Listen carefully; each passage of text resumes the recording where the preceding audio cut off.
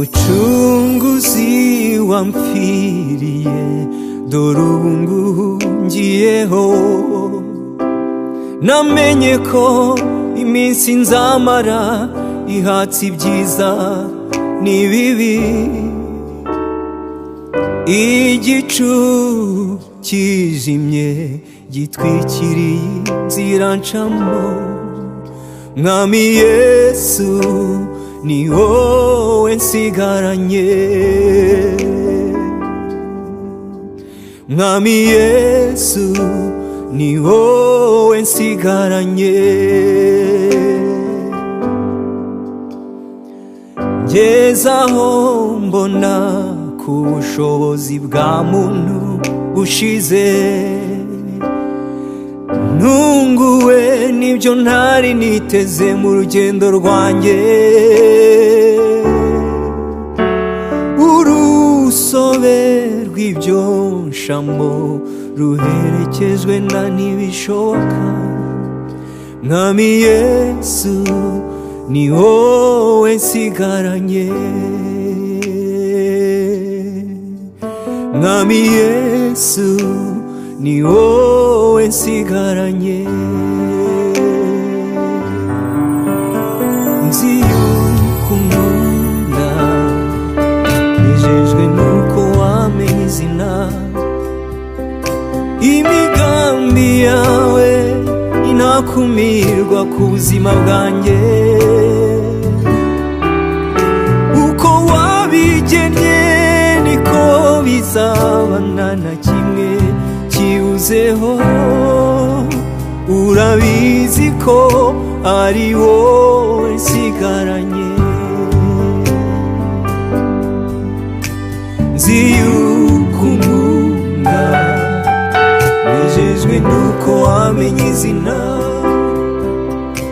imigambi yawe ninakumirwa ku buzima bwanjye uko wabigennye niko bizabana na kimwe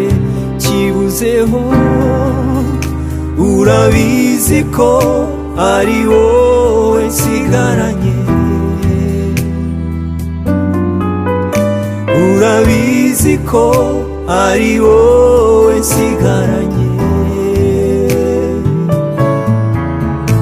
urabizi ko ari wowe nsigaranye no mu gihe amakuba n'ibyago binteye nk'umwambuzi nzi yuko uba ndi hafi nta kimbaho cyangwa ikizambaho kigutungura naho naca mu bikomeye uhora uri Imana imbaraga zawe ntizimuka urukundo rwawe ntirushira kuri jyewe mpumurizwa cyane naho twagiye dutambukana n'ibyo wagiye unyuzamo mucunguzi mbeshejweho n'ubuntu bwawe niko ngusaba kujya ukomeza umbere byose umbere uburinzi kugeza igihe nzavira muri iyi si undindire mu gakiza kawe kunesha kuzasoza imyaka y'intambara yanjye ni byiza nitugumana Yesu none n'iteka ryose